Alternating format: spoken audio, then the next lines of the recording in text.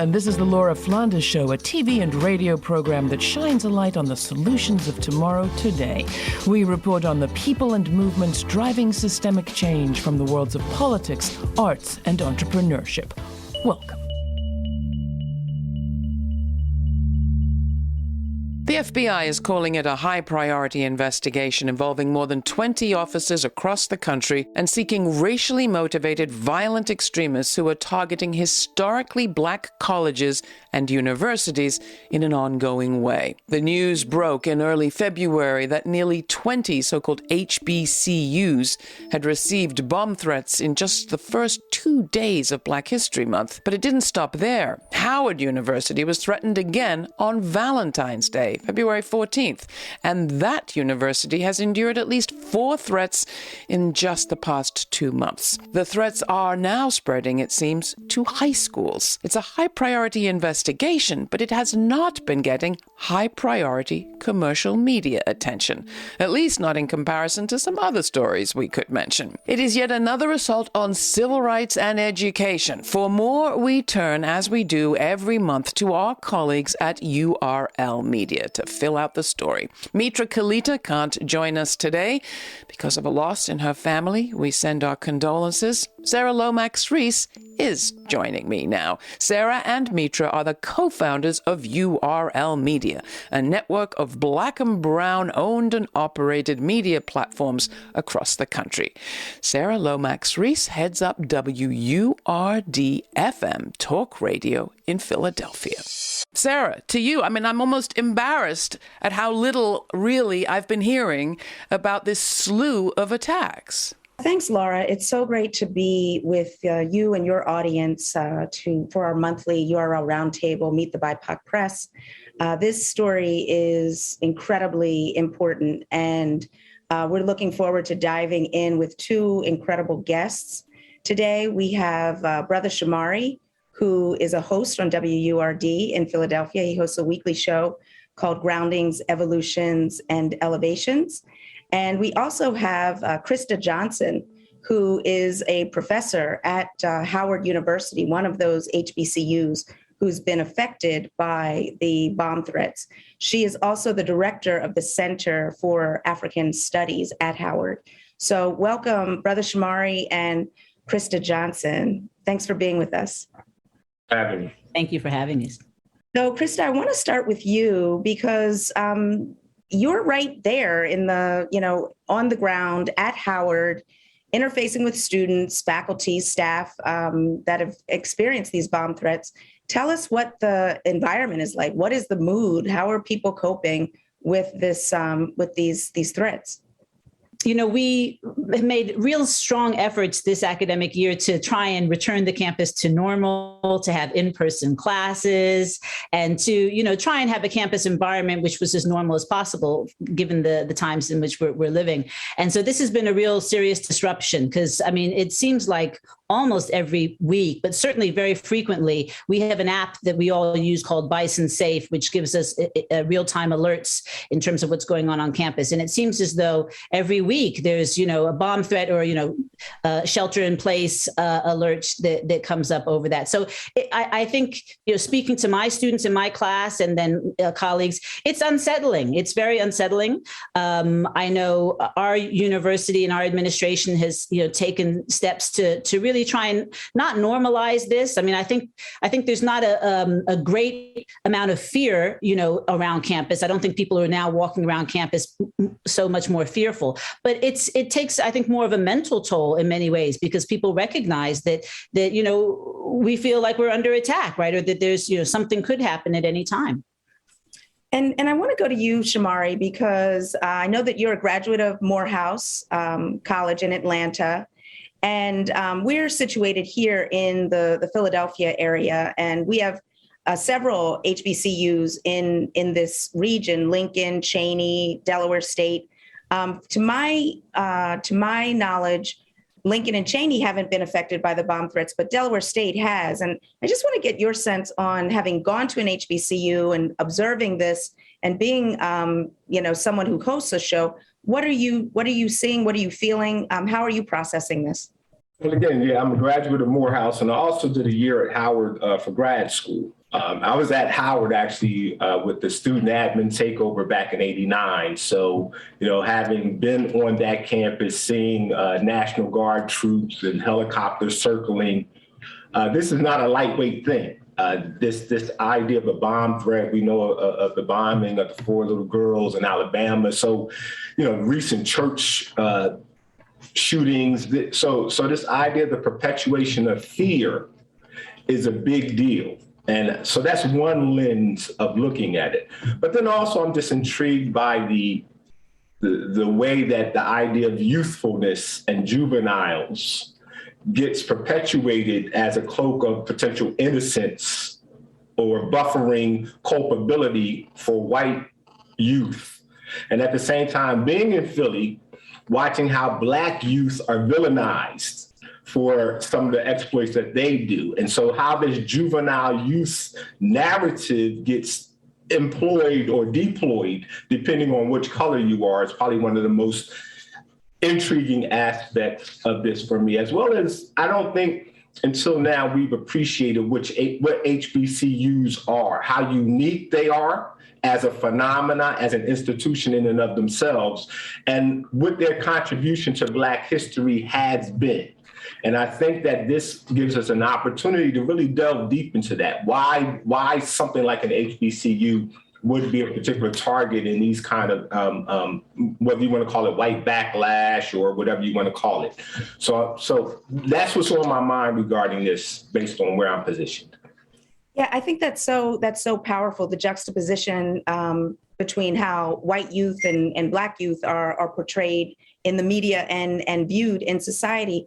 And one of the phrases, because I think language is so powerful, particularly as we report and consume media, this idea that these young people or whoever are making these terroristic threats are being described as tech-savvy juveniles. Now, police tell us that they have some tech-savvy juveniles as persons of interest. So it's almost like a backhanded compliment where it's Exactly. like, these are these smart, savvy people who are terrorizing Black people. And so I'm thinking about this notion of how Black people are portrayed in the media in such disparate ways from white people. And I don't know if either one of you, Krista or Shamari, want to speak to how this whole issue is being covered, and is it getting enough attention, not just because the way it's being framed, but just in general. This is not a one-off event. I mean, as I think we'll probably get on, there's an entire history, kind of behind bomb threats, behind arson attacks, and even state-sponsored and state, violence on HBCU campuses, right? So it's kind of a larger societal thing, and so to kind of, as you said, kind of throw this off as though as being just these tech-savvy youth is really, I think, missing, kind of the larger underlying issues which have persisted for quite a while. Yeah, I know across my news feed, just I guess about a day ago, there were 3 more campuses in North Carolina and South Carolina. I think Fayetteville State, Claflin, and Winston-Salem. So this is not something that went away with this, targeting or identification of the 6 tech-savvy juveniles. And I'm amazed at how Black youth never get these qualifiers, right? I think for me, that's a very interesting phenomena that we really need to pay attention to, particularly as the Olympics are going on, and somehow the 15-year-old Russian skater is exonerated from culpability because she's 15. At the same time that we just endured the Kyle Rittenhouse trial, and somehow his youthfulness exonerated him from some egregious actions. And yet again, I can't speak for the rest of the country, but I'm in Philadelphia. I'm watching this narrative about the 4 girls who attacked, the young people on the subway. I'm watching how young people who are Black are villainized in their youthfulness in a very particular way. And that, to me, is really one of the aspects of this that I think we need to pay attention to. And No, it's not being covered at the level that it warrants. I mean, you're talking about close to 20 and evolving institutions that have received bomb threats. Right. And we can recall bomb threats shutting down major places. We can, bomb threats open up a response from the FBI, from the police, from different ways. And I think we need to be careful about that as well. I think that that's a thing we need to talk about. What are the potentialities of this if it's handled incorrectly for the Black people that are supposed to be protected? Because we also pay a price when the forces of protection come into our spaces. Somehow we also become victims in our own protection as well. It's not unconnected that, in the past several years where many universities have seen a significant decline in their enrollment, HBCUs across the board have seen a significant increase in their enrollment, right? And I think, that's not simply, and we can talk about the ways in which that reflects, I don't know if it's an awakening, but, kind of more recognition on the part of the African American community that we can do as better. And in fact, we can probably do better at HBCUs because they're more nurturing, et cetera, than at, these other institutions.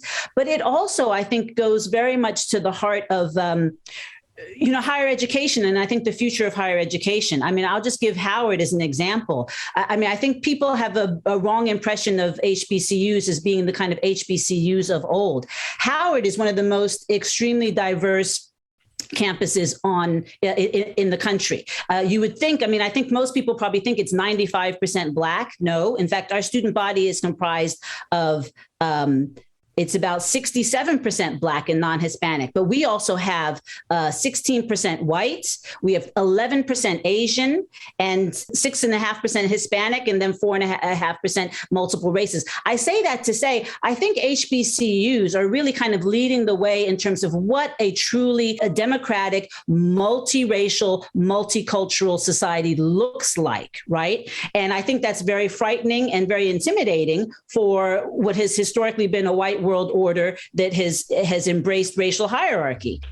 This is the Laura Flanders Show. I'm Laura. Today I'm joined by my colleague Sarah Lomax-Reese of Philadelphia's WURD Radio, one of half the team that co-founded URL Media, the Black and Brown media network that hosts our Meet the BIPOC Press Media Roundtable every month here on the Laura Flanders Show. Mitra Kalita is away this week, but Sarah's here with Brother Shamari, a professor in the Graduate School of Education at the University of Pennsylvania, and the host of the show Groundings, Evolutions, Elevations on WURD Radio, and also Krista Johnson, Director and Associate Professor for the Center for African Studies at Howard University. We're talking about the ongoing onslaught of terror attacks on HBCUs like Howard. Much more is to come. For footage of some of the coverage that we're talking about, and to see this show, which is also available as a public television program, visit lauraflanders.org.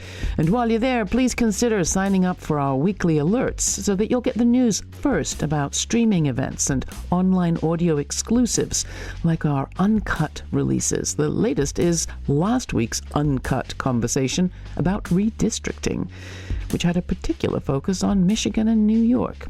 It's something you may want to know more about, and thanks to new technology, you can get involved in. Next, Brother Shamari recalls the history of attacks on HBCUs, but first, here's It's Okay by Una, released by Jessel Records.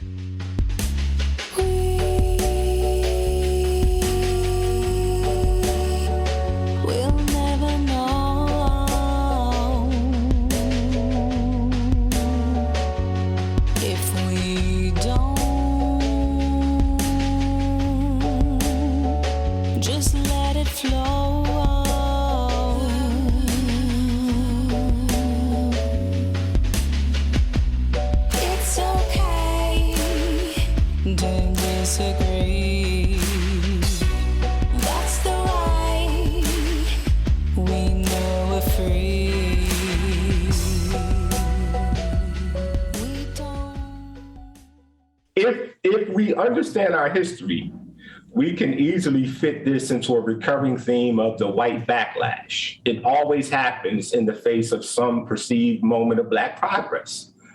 So it challenges me to be surprised, given that everybody should understand that after Barack Obama, it was predicted that there was going to be a significant white backlash to that perceived accomplishment. That's part of the historical, Langston Hughes talks about it in poetry. So I think we should have been more proactive about preparing as Black people for the backlash we knew was coming. We wish we had been better prepared for this kind of retrenchment that was totally predictable. My obviously predictable question is, what would we as a nation of people or as a group of people committed to a multiracial project in this country, what would we have done? And what are the people that you know calling for in this moment? Because I think I detected a little concern about leaving this in the hands of police and FBI. Krista? I would say, look at HBCU campuses now. I mean, the kinds of programming that we're doing, the kinds of bridge building that we're creating. I mean, I can just give you one example. We're creating a new social justice certificate program at Howard University, which is, again, really, I think, changing the perceptions and the understandings of what higher education is about. That certificate program is going to not only be cater towards obviously college students, but also community members, even prisoners and whatnot, and is actually also going to rely on those constituencies and communities to develop the curriculum around that as well. So we're and that's just one example, but I can think of a number of other examples where there's really innovative, I think, in very new and dynamic ways of kind of reorganizing our societies. We have in the medical school as well. We have the professor actually who himself was incarcerated as a young youth and has now gone on to become a faculty member. But he too is now initiating a program which is specifically for the prison population. So really rethinking, I mean, it requires a significant, I think,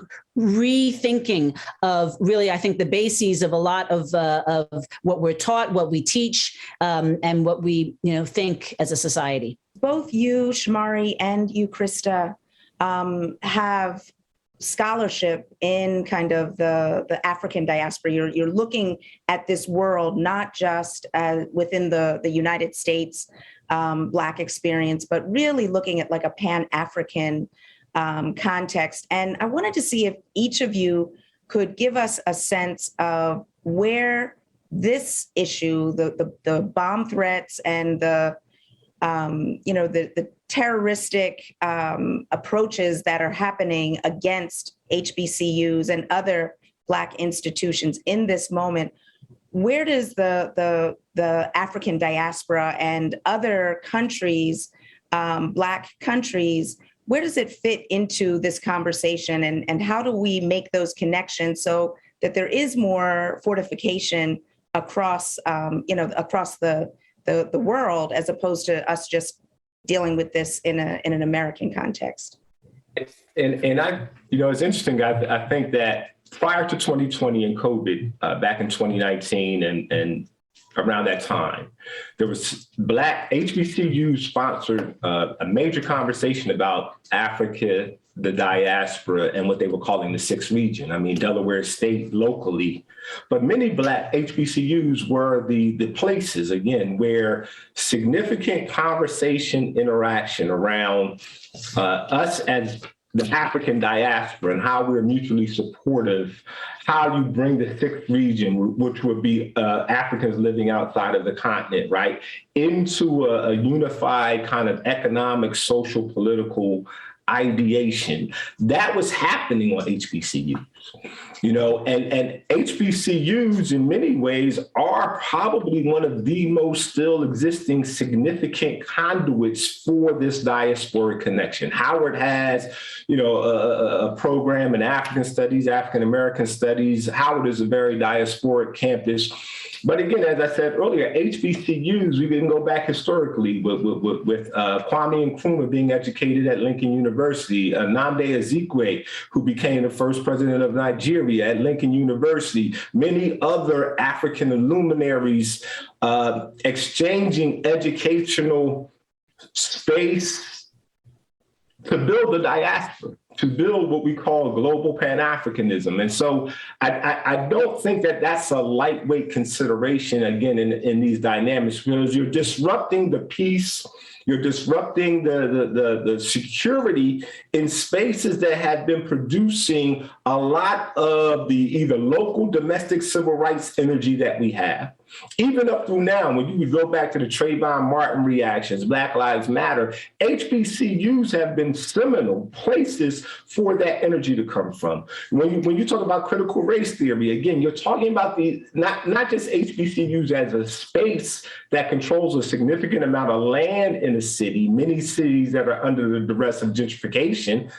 I don't know how much that plays into the matter as well, but then you also have these ideological spaces that are creating local pushes for autonomy, but then also linking it to the African diaspora. I don't know that it's accidental, and I don't know that that's what the 6 tech-savvy white youth were thinking about. But I think in a larger narrative of the other dynamics that are going on in the United States and the globe, I think that plays a factor.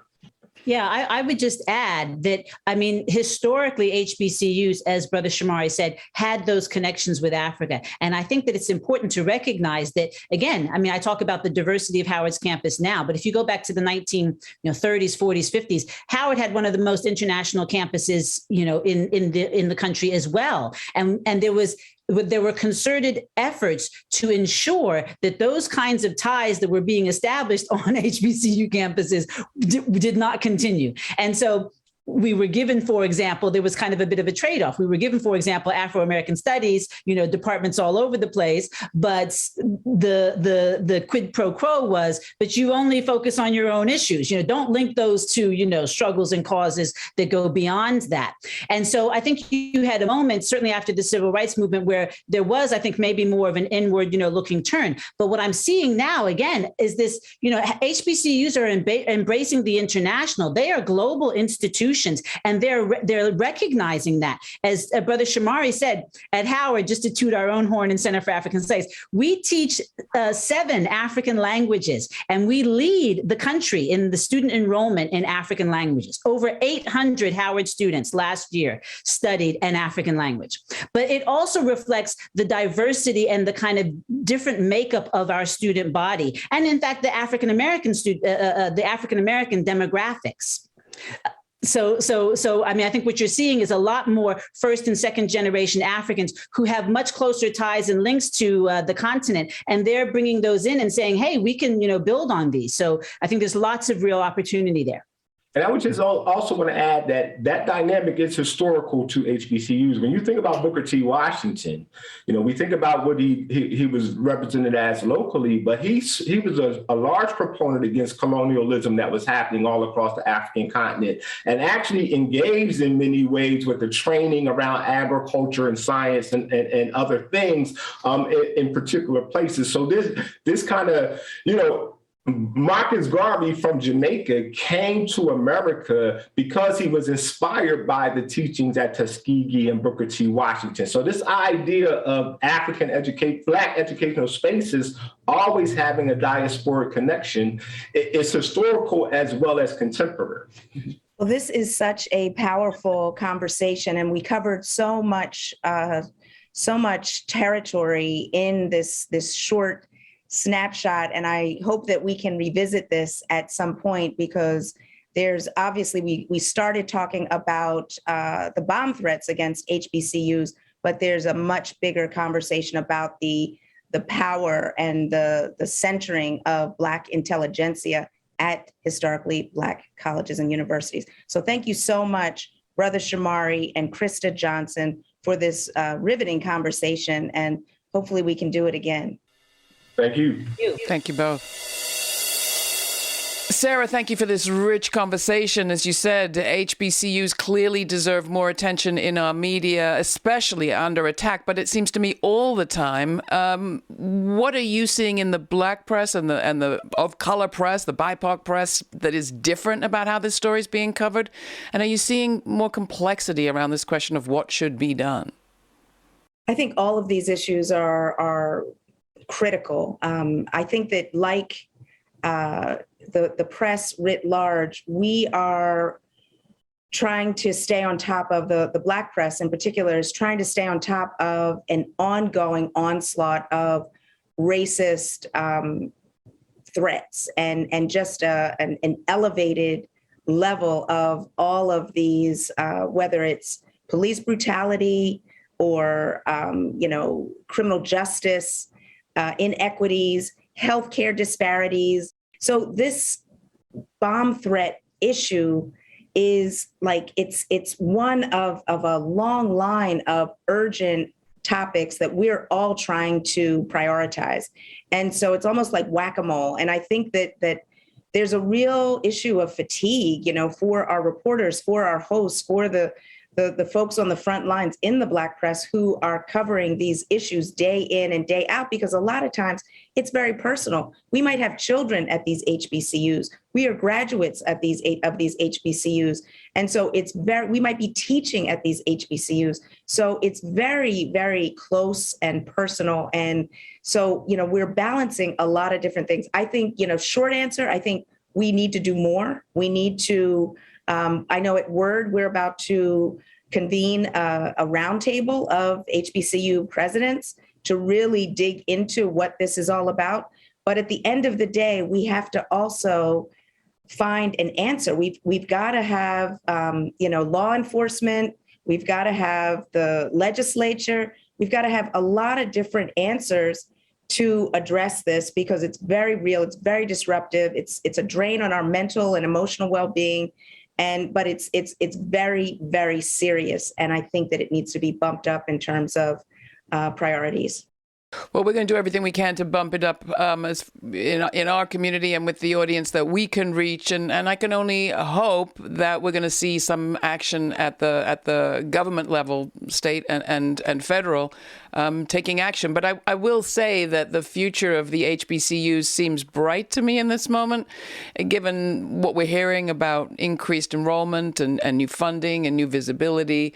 So maybe this time this story can be treated differently. But we have to work at it. Thank you both. I should say you and Mitra, because Mitra's here in spirit. Yes. But thank you, Sarah, and everybody that you brought to our Meet the BIPOC Media Roundtable today. I appreciate it. Thank you, Laura. For more information on this week's guests, go to patreon.com/The LF Show. You'll find suggested reading lists there and additional related episodes to explore from our archives. It's also where you will find an invitation to watch the premiere of every week's episode on our YouTube channel. That takes place 11:30 Sundays, and all of us are in the chat. All the details are at patreon.com/The LF Show. Your support makes it possible for this show to continue broadcasting free and without commercials on public television, community radio, and as a podcast. We're excited to share the platform with fellow independent journalists like our URL media colleagues, but we can't do it without you. Commercial media delivers people to the advertisers and gets paid for it. Non-commercial media brings people to each other, but we need people's support. So if you appreciate what we're doing and you like having a program that is advertising free, join our fabulous Patreon partners by becoming a monthly contributor of just $3 or $5 or $11 a month. You will then be joining the echelon of people we call our most precious supporters. Go to patreon.com/The LF Show and become a colleague of ours today. Thanks for listening. Stay kind, stay curious. Till the next time, I'm Laura.